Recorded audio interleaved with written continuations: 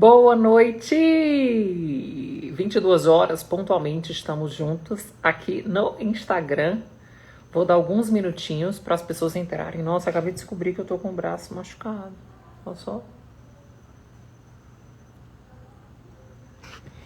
E aí, pessoal, tudo bem com vocês? Vamos para mais uma live hoje dessa semana, né?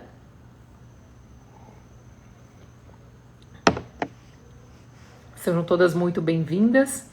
Bem-vindos também. Eu acredito que aqui em nosso meio a gente vai ter alguns homens participando dessa semana. Muito feliz, gente, com a repercussão. Ontem nós tivemos a nossa primeira live com o pastor Juscelio e a Lulu e foi, assim, espetacular, né? Foi espetacular. Cleuzinha, que bom ter você aqui, minha amiga. Te amo demais. Minha parceira, minha intercessora, minha amiga. É muito bom estar aqui com vocês. Eu tive uma repercussão maravilhosa da live de ontem. Que graças a Deus o Beto conseguiu chegar no final. Ele inclusive acabou de chegar. Vamos ver se ele vai. Ele está em reunião, mas vamos ver se ele vai conseguir participar com a gente mais uma vez essa noite. Quem vai estar comigo essa noite? Eu estou muito feliz, né? Quem vai estar comigo participando essa noite é o nosso pastor, o apóstolo Hudson. Quem tem nos mentoreado espiritualmente, quem tem nos conduzido nesse último ano e meio, né, que nós voltamos para casa, estamos num período onde nós somos igreja em casa, ele tem nos ministrado, né, é um movimento que mesmo que as pessoas não entendam, elas acabaram sendo obrigadas a viver, né, ser igreja em casa. As igrejas foram fechadas, né, por conta da pandemia, e nós tivemos que aprender a ser igreja em casa, e ele tem me ensinado, tem ministrado, e eu estou muito feliz de recebê-lo. Não sei se a Ricel, a esposa dele, vai estar conosco, né? É tudo uma caixinha de surpresa aqui, né, gente? Porque nós mulheres estamos assim. Por exemplo, antes de eu estar aqui com vocês, fazia exatamente 10 minutos que eu tinha conseguido colocar a Sofia para dormir. Então é assim, dias de live, gente, a Sofia dorme 8 da noite. Mas hoje, porque é live, ela dormiu 10 para as 10. Então, todo dia é uma caixinha de surpresa na nossa casa, né? E o convite é sempre feito, mas a gente não sabe. Daqui a pouco a gente vai saber se ela vai participar conosco. E nessa semana, gente, eu tô falando muito sobre o casamento nesse tempo moderno, né? Essa semana é uma coisa que tem ficado muito latente no meu coração, que é como nós temos sido doutrinados, né? A partir de uma modernidade que ela parece ser leve, que ela parece ser benéfica, mas no fundo ela está nos tornando cativas, né? Elas têm nos aprisionado. E eu tenho percebido que isso é um dos motivos pelo qual as pessoas estão perdendo os seus casamentos, as pessoas não estão conseguindo restaurar seus casamentos, elas perdem, mas elas têm um desejo, mas ao mesmo tempo elas não conseguem. Por quê? Porque existe uma doutrina latente, existe um fundamento muito bem alicerçado desse tempo moderno. Então deixa eu já ver se ele está aqui conosco. Deixa eu ver se ele está aqui, porque eu já não quero nem perder tempo, já quero começar com ele. O apóstolo Hudson entra aqui. Eu queria pedir para vocês convidarem muitas pessoas para estar conosco. Ontem nós tivemos 800 pessoas ao vivo, né? Hoje eu gostaria muito de bater 1000 pessoas ao vivo. Será que dá certo hoje? Será que a gente consegue chegar nesse número? Se você me ajudar, a gente consegue. Se você convidar pessoas aí que vão aparecer na tua lista, que vão arder no teu coração, que vai vir na tua mente, eu acho que você consegue. Você pode tanto enviar o aviãozinho aqui para as pessoas estarem conosco, quanto você pode copiar o link dessa live e mandar no teu grupo do WhatsApp e chamar o máximo de gente possível para estar conosco aqui nessa noite, né, participando dessa live. Segunda live da semana, onde nós vamos falar sobre casamento no tempo moderno nos casamentos, quais são realmente os prejuízos, quais são os ganhos, né? Existe ganho, será? Será que trazer essa realidade para os casamentos hoje tem ganho? Deixa eu ver aqui. O Hudson ainda não entrou. Deixa eu ver se ele... Aqui, deixa eu tentar convidar de novo.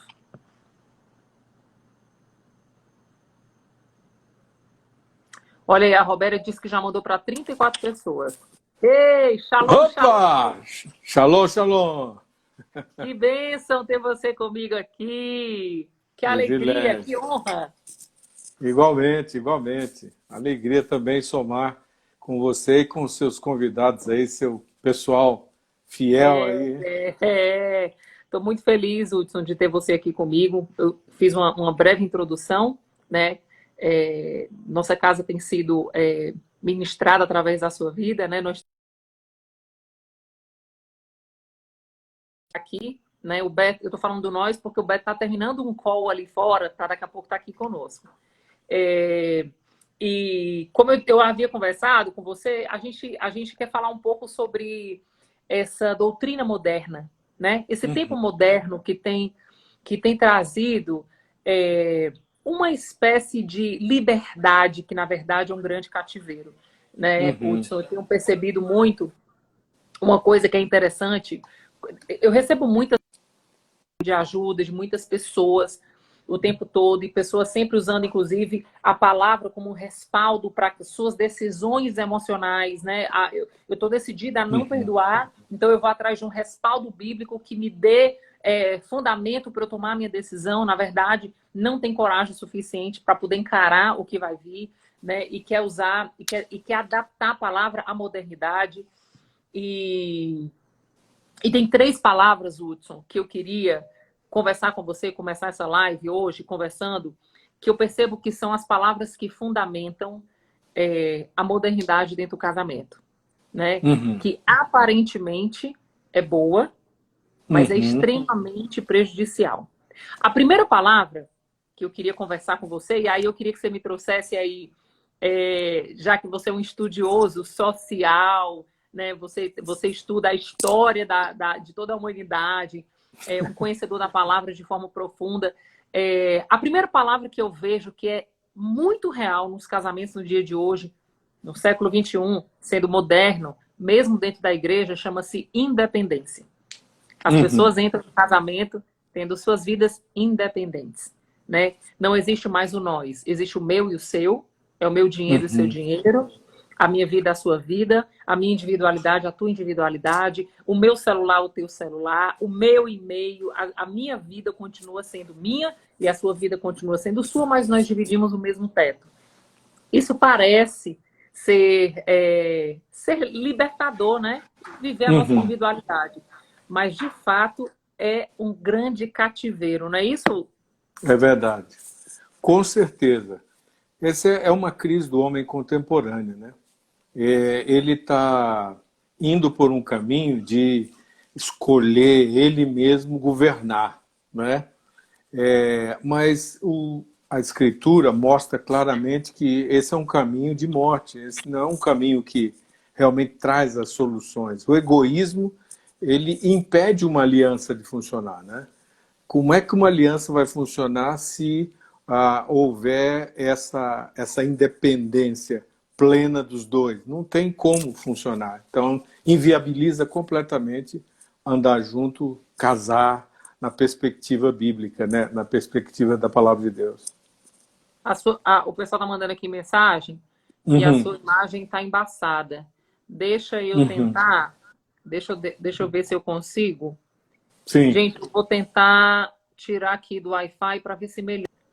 Vamos tentar ver se no 4G a gente consegue uma imagem melhor. Uhum. Me falem aí, pessoal, se melhorou para vocês. Estão dizendo que não está nítido a sua imagem. É. Eu vou pedir aqui para o meu pessoal tentar melhorar isso aqui. Mas vamos avançando. Mas vamos que vamos. Enquanto isso, eles estão me ouvindo, né? É, é... E falando nisso, né, Hudson, falando sobre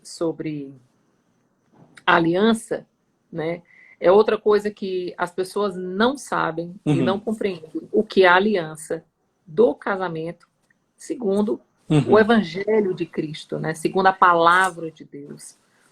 Você pode nos explicar um pouco como é que Deus ordenou e orquestrou a aliança de acordo com o céu? Exatamente. Ah, uma das lutas do homem contemporâneo, essa tal modernidade, é exatamente porque laços familiares, né, aliança conjugal, são conceitos que aqueles que vivem hoje nesse ambiente da modernidade, da pós-modernidade, eles não consideram isso mais, né? Então, a construção da família já está segundo a mente humanista, já foi alterada, está cheia de relativismo. Isso inviabiliza completamente a compreensão do desenho original de Deus. O desenho original de Deus, de aliança, de realmente um funcionamento segundo Deus, tem a ver com Deus no centro.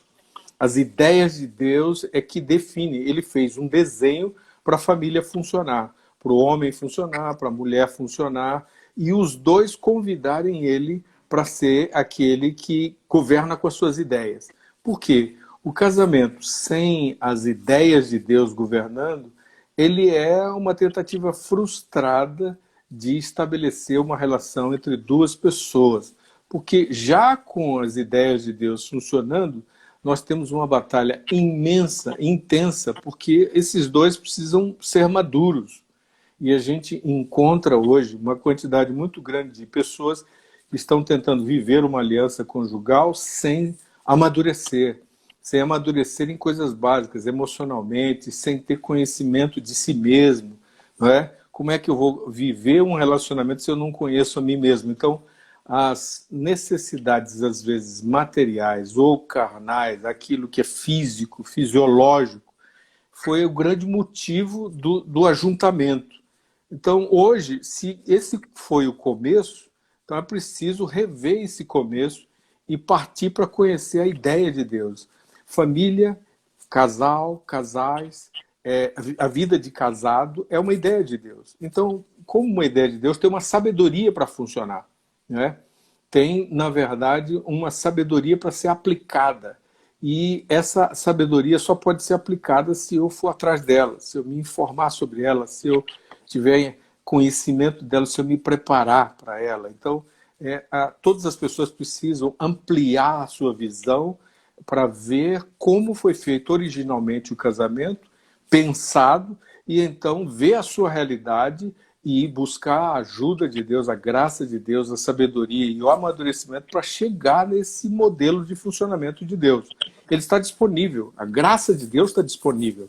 Não é? Se eu creio, eu vou para cima e eu acesso isso com toda certeza.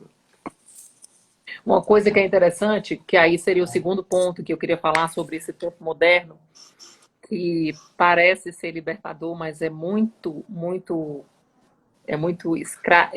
nos escraviza muito, é literalmente a decisão de carregar tudo sozinho, né? Eu vejo que essa modernidade, isso está muito, muito forte, principalmente nas mulheres. As mulheres no tempo moderno, elas querem carregar o casamento sozinho, a maternidade e a paternidade, as finanças, a direção da casa, o trabalho, essa individualidade é diferente da independência, né? O que eu quero dizer. Essa história do eu me viro, eu resolvo sozinha, eu tomo a frente. É como se fosse uma espécie de inversão de papéis ou roubo de papéis. Uhum. Isso é uma coisa que eu percebo que é muito comum nessa modernidade dentro dos casamentos, né? Uhum. E acaba que as pessoas que vivem a partir dessa lógica, elas às vezes nem se atentam. Uhum. É mais ou menos assim. Meu marido não faz, eu vou tomar a frente e vou resolver. Porque eu não vou ficar esperando. Porque eu dou conta, porque eu resolvo, porque se eu esperar vai ficar 1 ano, 2 anos, 3 anos. E aí a mulher moderna, né? A gente está falando muito mais voltado para a mulher moderna, porque o nosso público maior aqui são mulheres. A mulher moderna, ela traz esse negócio de dizer assim, cara, eu sou autossuficiente. E acha que isso é uma conquista de liberdade. Mas a verdade é um verdadeiro cativeiro. Não é isso, Hudson? Essa é uma carga muito pesada, né? Levar sozinho a família, o casamento, é algo impensável. Porque os papéis, eles foram parte do desenho original, né? O papel do homem feito segundo a própria estrutura que Deus criou o homem, né? O papel da mulher também. Então, esse conhecimento prévio dos papéis e a conversa, o acordo, por exemplo, né? Acordo é uma coisa muito importante, diálogo, comunicação. A comunicação que é algo muito atingido hoje, porque, por exemplo, os homens trabalham demais, né? Qual é o limite para o trabalho, né? E aí, sem tempo para tal, para investir no casamento, sem conversar, esses papéis precisam ser repassados, né?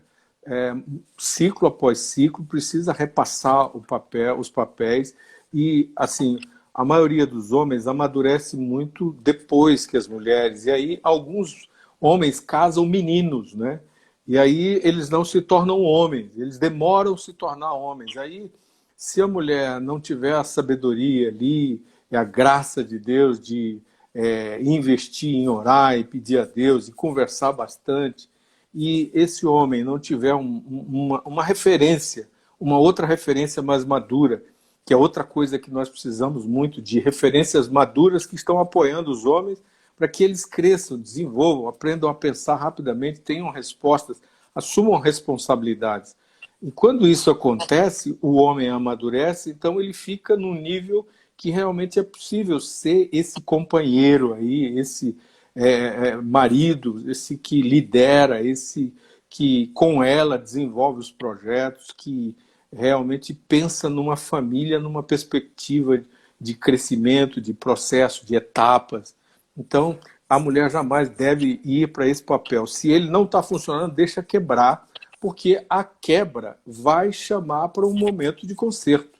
Jamais assuma o papel dele, porque essas experiências estão, por exemplo, existem mães que ficaram sozinhas na jogada, né?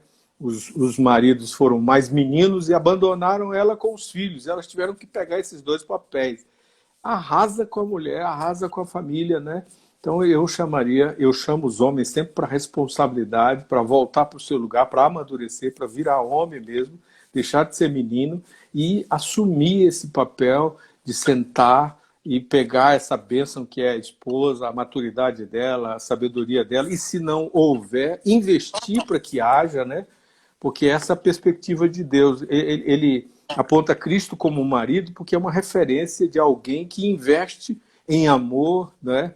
Em serviço sobre a esposa para que ela cresça, ela chega no nível de amadurecimento. Então, quando há esse equilíbrio aí, então a crise pode ser a pior, mas se trouxer a quebradeira e tratar com os princípios de Deus, é possível sim restaurar.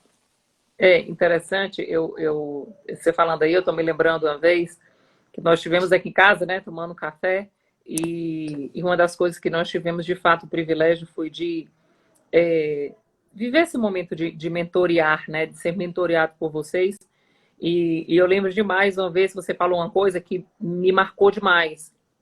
Foi quando você chegou para o Beto e disse assim, Beto, você sabia que a responsabilidade das suas secretárias, né, da nossa equipe de apoio aqui em casa, é sua? Gente, veio até aqui na minha garganta para dizer assim, não, apóstolo, peraí, isso aí é comigo, deixa, a equipe da minha casa cuido eu. Mas eu me calei, eu disse assim, caramba. Aí eu fiquei pensando, aí eu disse assim, como assim, né? Imagina, eu, né, que falo de casamento, de família, de papéis e tal, e eu fiquei assim, não, peraí, mas será? Será que é responsabilidade mesmo do Beto? E eu fiquei cheio de indagações e você fez uma explanação muito perfeita, né? Eu sei que o nosso público maior aqui são mulheres, com absoluta certeza, Hudson, elas estão dizendo assim, mas eu tomo à frente porque meu marido não vai, mas eu tomo à frente porque se eu não fizer, fica por fazer, meu marido não tem iniciativa, meu marido saiu de casa. Então, muitas vão estar trazendo essa indagação para esse momento que a gente está falando. Mas eu queria que você explicasse um pouco sobre essa história da responsabilidade ser do homem da casa, inclusive das funcionárias. Isso. Segunda palavra, né? Exatamente. Então, a Escritura mostra alguns segredos bem interessantes, né? Por exemplo, que Deus diz para Abraão, ele diz, sai da tua terra, da tua parentela e da casa de teu pai. E partiu, pois, Abraão, como lhe ordenara o Senhor, e levou consigo Sara, sua mulher, e partiram.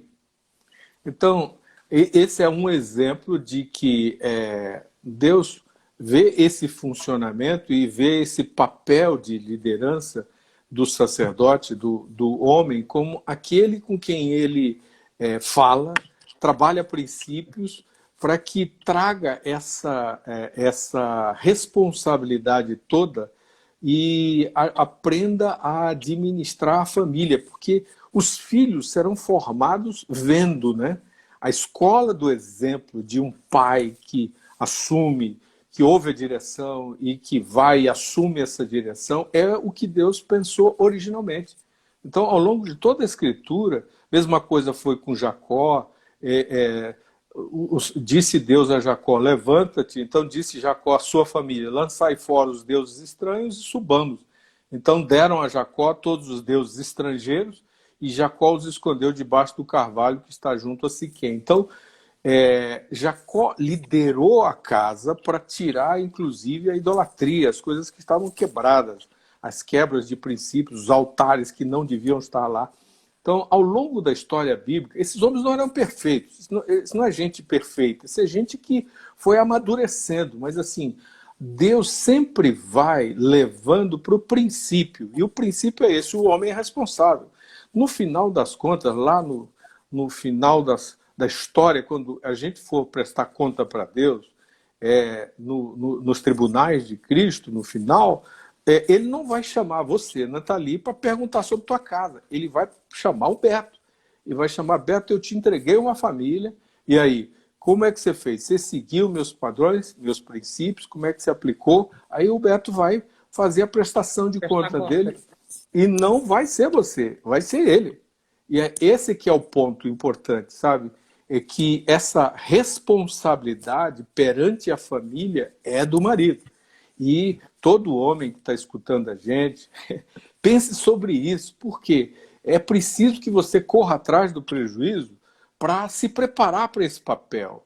Não é que você é maior. Homem e mulher são iguais diante de Deus, mas existe um papel.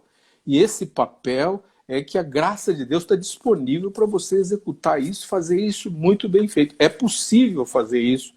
A gente, no meio das nossas fraquezas, limitações, às vezes atrasamos, não amadurecemos, mas vamos lá, não é? Tenha uma outra visão, amplie sua visão, eleve o seu nível espiritual para um novo nível e vamos para frente. Né?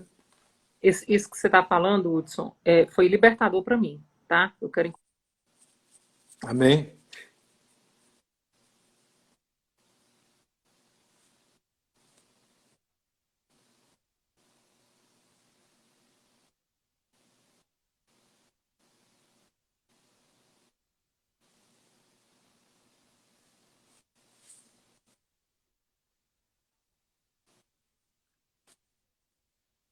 nas minhas firmezas, né? Inclusive em relação à criação dos filhos. Então, eu sempre fui aquela pessoa que quando eu dizia não, era não até o fim, né? As regras e os limites da minha casa, de horário, de comida, tudo era eu que colocava. Então, assim, quando as crianças queriam permissão para algo, a palavra final era minha, né? Dentro da minha casa, assim, para onde a gente ia viajar, o que é que a gente ia fazer, aonde a gente ia jantar fora, aonde é que a gente ia morar, tudo que a gente ia fazer, meio que eu tomava a frente e resolvia. E era muito confortável. O Beto ontem falou na live sobre isso. Ele disse assim, é muito confortável para mim. Porque eu vou trabalhar, quando eu volto para casa, tem uma pessoa que resolve tudo para mim. Isso é muito bom. E certo dia eu estava aqui fazendo um momento... Eu estava sozinha com Deus, na verdade, tendo esse tempo de um momento de adoração e lendo a...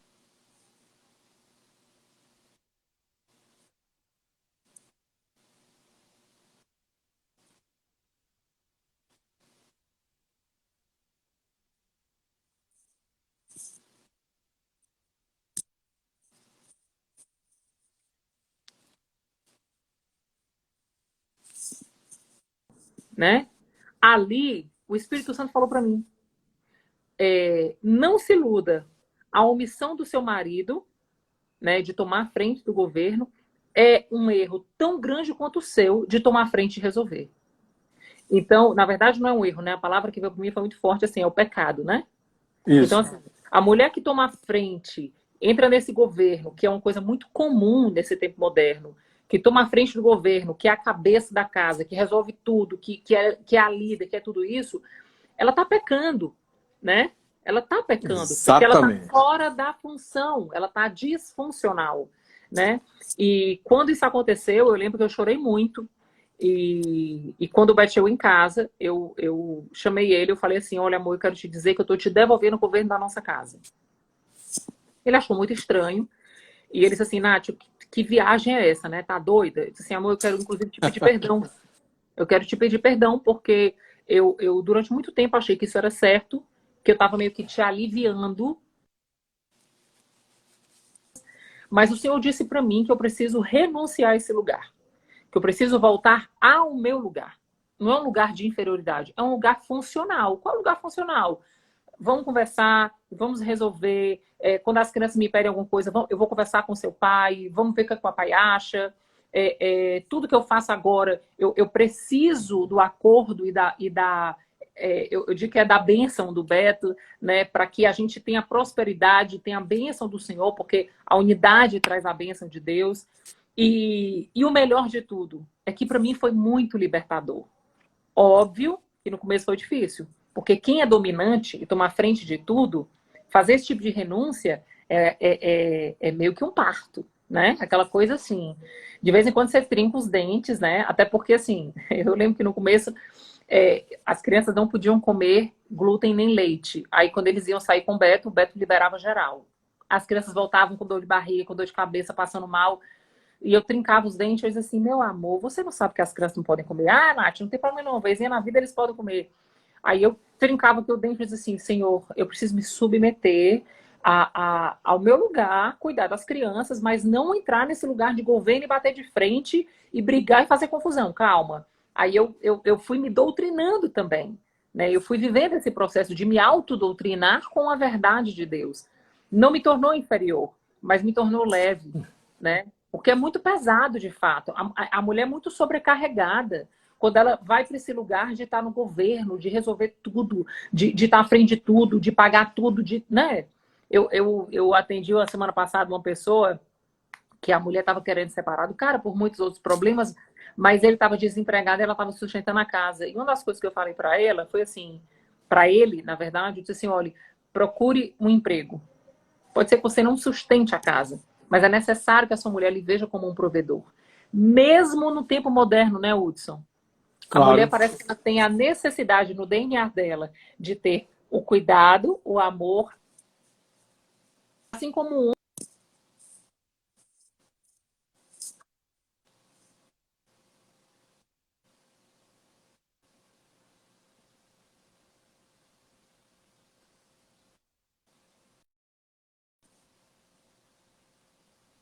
Tua internet tá, tua internet tá travando.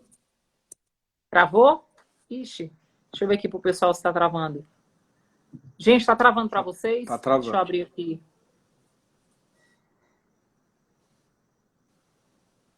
Vamos ver se o pessoal responde aqui. E para mim foi libertador, sabe, Hudson? Acho que está voltando agora. Uhum. Voltou, pessoal? Travou, travou, travou. É, Ai, agora gente, voltou. essa internet está uma benção. O Instagram, de fato, a gente tem que pedir a Deus que Deus mande outra pessoa criar outro programa, porque o Instagram tá terrível, gente. Já não tá mais funcionando como antigamente. Tá ruim mesmo. Tá? Mas concordando com você que, na verdade, ó, o homem é o cabeça da mulher, né? Efésios 5:22 diz: Vós, mulheres, sujeitai-vos a vossos maridos como ao Senhor. Mas esse versículo, ele é um versículo que se confirma com 1 Coríntios 11:3, que diz que Deus é o cabeça de Cristo, Cristo é o cabeça do homem e o homem cabeça da mulher. Então, esse princípio traz essa ordem.